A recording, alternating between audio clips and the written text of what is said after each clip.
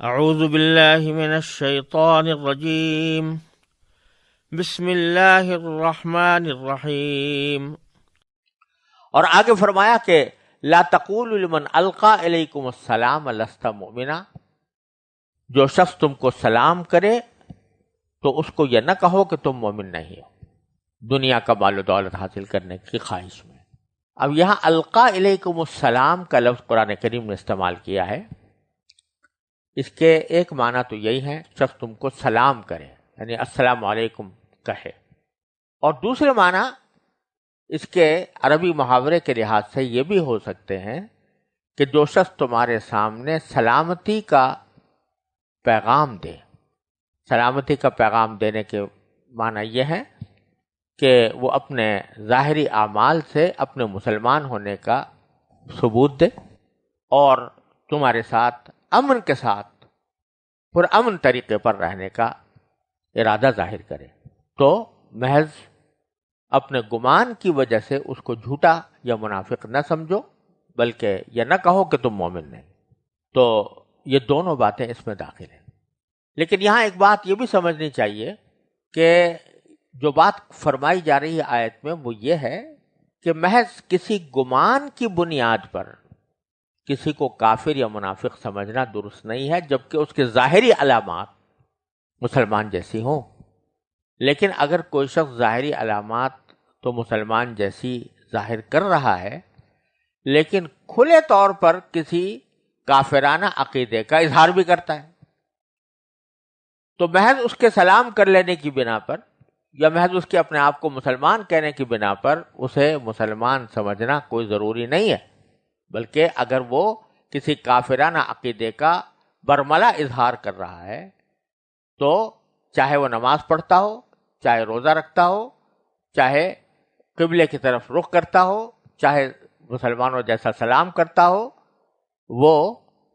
اس کو اس لیے مومن نہیں سمجھا جائے گا کہ وہ کھلم کھلا ایک کافرانہ عقیدے کا اظہار کر رہا ہے۔ بعض حضرات اس آیت کی بنیاد پر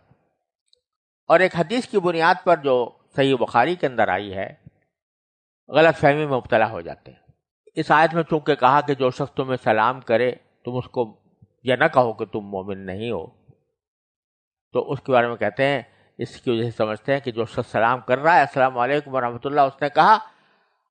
تو بس وہ مسلمان ہے، چاہے کھلم کھلا کافرانہ عقیدوں کا اقرار کر رہا ہو۔ اس کا مطلب کیا ہوا؟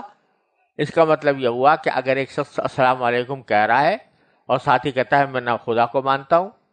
نہ میں رسول کریم صلی اللہ علیہ وسلم کی رسالت کو مانتا ہوں، نہ آپ کو آخری خاتم النبیین مانتا ہوں، نہ آخرت کا قائل ہوں، بس چونکہ سلام کر لیا تو آپ اس کہہ رہے ہیں کہ مسلمان ہیں، حالانکہ یہ بات ظاہر ہے کہ یہ بات مراد نہیں ہو سکتی۔ اسی طرح ایک حدیث میں صحیح بخاری کی حدیث میں ہے کہ من صلی صلاتنا واستقبل قبلتنا واکل ذبیحتنا فذلک المسلم او کما قال صلی اللہ علیہ وسلم، کہ جو شخص ہم جیسی نماز پڑھے، ہمارا ذبیحہ کھائے، ہمارے قبلے کا استقبال کرے تو وہ مسلمان ہے۔ اس سے بھی بعض لوگ یہ سمجھتے ہیں کہ بس یہ تین باتیں ہوں تو بس وہ مسلمان ہو گیا، پھر اب چاہے کتنا ہی کافرانہ عقیدے کا قائل ہو اس کو کافر نہیں کہا جا سکتا۔ یہ بھی بالکل مغالطے کی بات ہے۔ یہ تینوں باتیں جس کا حدیث میں ذکر ہے، یہ تینوں باتیں علامتیں ہیں، ظاہری علامتیں، اور یہ مطلب نہیں ہے کہ اگر کوئی شخص نماز پڑھے مسلمان جیسی، قبلہ کی طرف رخ کرے اور مسلمانوں کو ذبیحہ کھا لے تو پھر اب چاہے وہ رسول کریم صلی اللہ علیہ وسلم کی نبوت کا انکار کر دے یا آپ کے ختم نبوت کا انکار کر دے یا وہ اور کسی ضروریات دین کا انکار کر دے اور آخرت کا انکار کر دے تو پھر بھی ہم اس کو مسلمان سمجھیں، یہ ہرگز مراد نہیں ہے۔ بات جو کہی جا رہی ہے وہ یہ ہے کہ جب ایک ظاہری طور پر کسی شخص نے اپنے مسلمان ہونے کا اظہار کر دیا تو محض ایک موہوم گمان کی بنیاد پر تم اس کو کافر نہ کہو۔ ہاں، جبکہ وہ خود اپنے کافر ہونے کا اقرار کر لیا اس نے، ایسے عقیدے کا جو کفر تک پہنچاتا ہے، تو پھر وہ اس آیت کے دیے ہوئے تحفظ کا حقدار نہیں ہوتا۔ آگے پھر فرمایا کہ کذالک کنتم من قبل، مسلمانوں سے خطاب کیا ہے بڑے پیار کے ساتھ کہ تم بھی تو پہلے ایسے ہی تھے، یعنی کفر کی حالت میں تھے، اور تم نے اپنے مسلمان ہونے کا اظہار کیا، کلمہ پڑھا اور مسلمان ہونے کا اقرار کیا، تو کیا ہوا؟ فمن اللہ علیکم، اللہ تعالیٰ نے تم پر احسان کیا۔ کیا احسان کیا؟ کہ تم کو مسلمان ہی قرار دیا، تم پر مسلمان جیسے احکام جاری کیے،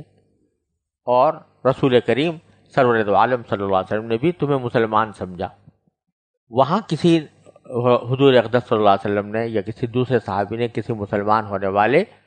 صحابی کے بارے میں یہ شک ظاہر نہیں کیا کہ ہو سکتا ہے یہ ویسے ہی زبانی طور پر مسلمان ہو گیا ہو اور اندر سے کافر ہو۔ تو جب تم اپنے اوپر قیاس کرو اس شخص کو بھی جو تمہیں راستے میں ملا ہے اور مل کر تمہیں سلام کر رہا ہے، تو تم اس کو بلا وجہ یہ سمجھ کر کہ یہ جھوٹ بول رہا ہے اس کے ساتھ کافر جیسا معاملہ نہ کرو۔ فتبینوا، دوبارہ پھر وہی فرمایا، لہذا تحقیق سے کام لو۔ قتل کرنے میں تحقیق سے کام لو، کسی کو کافر قرار دینے میں تحقیق سے کام لو، کہ جب تک تحقیق نہ ہو جائے کہ یہ واقعتاً کفر کا مرتکب ہے یا واقعتاً اہل حرب میں سے ہے، تو اس وقت تک اس کو قتل کرنا بھی جائز نہیں، اس کو کافر کہنا بھی جائز نہیں۔ ان اللہ کان بما تعملون خبیرا، بے شک جو کچھ تم کرتے ہو اللہ اس سب سے پوری طرح باخبر ہے۔ آگے پھر جہاد سے متعلق ایک اہم بات یہ ارشاد فرمائی گئی ہے کہ عام حالات میں جبکہ امت مسلمہ کو نفیر عام کی ضرورت نہ ہو، یعنی اس بات کی ضرورت نہ ہو کہ ہر شخص ہتھیار لے کے کھڑا ہو جائے دشمن کے مقابلے میں، جب تک اس طرح کی صورتحال پیدا نہ ہو اس وقت تک جہاد ایک فرض کفایہ ہے۔ فرض کفایہ ہونے کے معنی یہ ہوتے ہیں کہ اگر کچھ لوگ بھی اس فریضے کی ادائیگی کے لیے کھڑے ہو جائیں تو باقی سارے لوگوں سے وہ فریضہ ساقط ہو جاتا ہے۔ جیسے نماز جنازہ ہے، نماز جنازہ فرض کفایہ ہے، جس کے معنی یہ ہے کہ اگر کچھ لوگ بھی کسی میت کی نماز جنازہ پڑھ لیں گے تو باقی سب سے وہ فریضہ ساقط ہو جائے گا، اور اگر کوئی بھی نہیں پڑھے گا تو سب گنہگار ہوں گے۔ تو جہاد کا معاملہ بھی یہی ہے کہ عام حالات میں جب کوئی نفیر عام کی صورت نہ ہو، یعنی سارے انسانوں کو اسلام کے تحفظ کے لیے یا مسلمانوں کے تحفظ کے لیے یا اسلامی حکومت کے تحفظ کے لیے سب کے ذمہ قرار نہ دے دیا گیا ہو کہ سب لوگ مسلح ہو کر نکل کھڑے ہوں، تو جب تک یہ صورتحال پیش نہ آئے تو جہاد ایک فرض کفایہ ہے، جس کے معنی یہ ہے کہ کچھ لوگ بھی اگر کھڑے ہو جائیں گے جہاد کے لیے تو باقی لوگوں کی طرف سے فریضہ ساقط ہو جائے گا۔ لیکن اس کے باوجود جو لوگ کہ جہاد میں شریک ہوئے، عملاً انہوں نے جہاد میں حصہ لیا، ان کا درجہ بہت بڑا ہے، بہت زیادہ ہے ان لوگوں کے مقابلے میں جو گھر میں بیٹھے ہیں، اگرچہ ان کا گھر میں بیٹھنا جائز ہو، کیونکہ اس وقت جہاد فرض عین نہیں تھا، فرض کفایہ تھا، اس لیے گھر میں بیٹھنا ان کے لیے جائز تھا۔ اس کے باوجود ان کے درجے ان مجاہدین کے برابر نہیں ہو سکتے جو جہاد میں عملاً حصہ لے رہے ہیں۔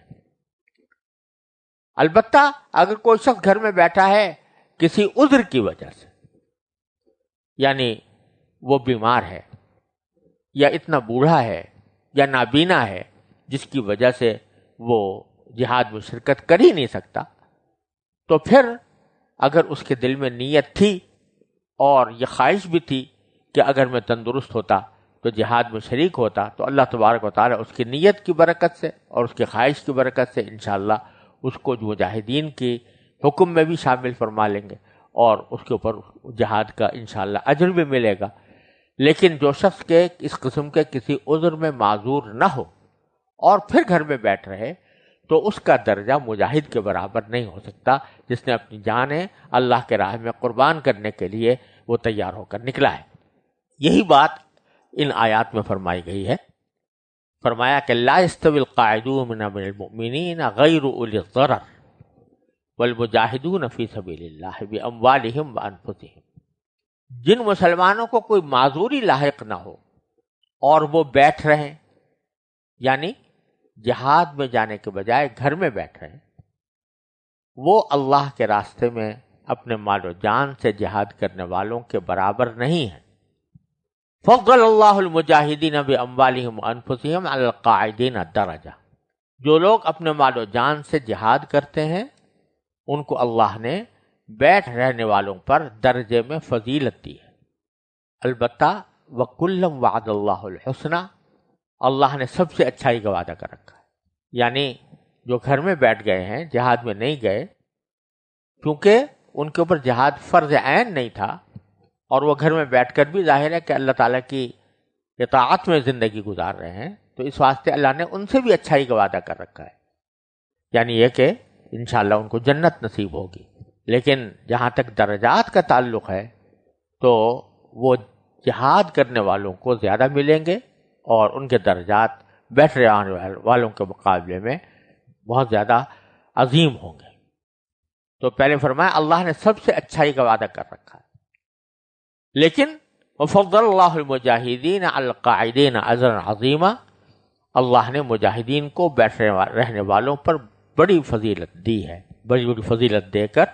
بڑا ثواب بخشا ہے۔ درجات منہ ومغفرۃ ورحمہ، یعنی خاص اپنے پاس سے بڑے درجے دیے ہیں اور مغفرت اور رحمت ان مجاہدین کے لیے رکھی ہے۔ وکان اللہ غفور الرحیم، اور اللہ بہت بخشنے والا بڑا مہربان ہے، کہ اس کی مغفرت اور رحمت کا یہ عظیم مقتضا ہے کہ اس نے بیٹھنے والوں کو بھی یہ فرما دیا کہ ان کے حق میں بھی بہتری ہے، ان کو بھی جنت ملے گی، اگرچہ ان کا درجہ مجاہدین سے کم ہو، لیکن اللہ تعالیٰ نے ان کے جہاد میں نہ جانے کی مغفرت بھی فرمائی اور ان کے اوپر رحم بھی فرمایا کہ ان کو جنت عطا فرمائی۔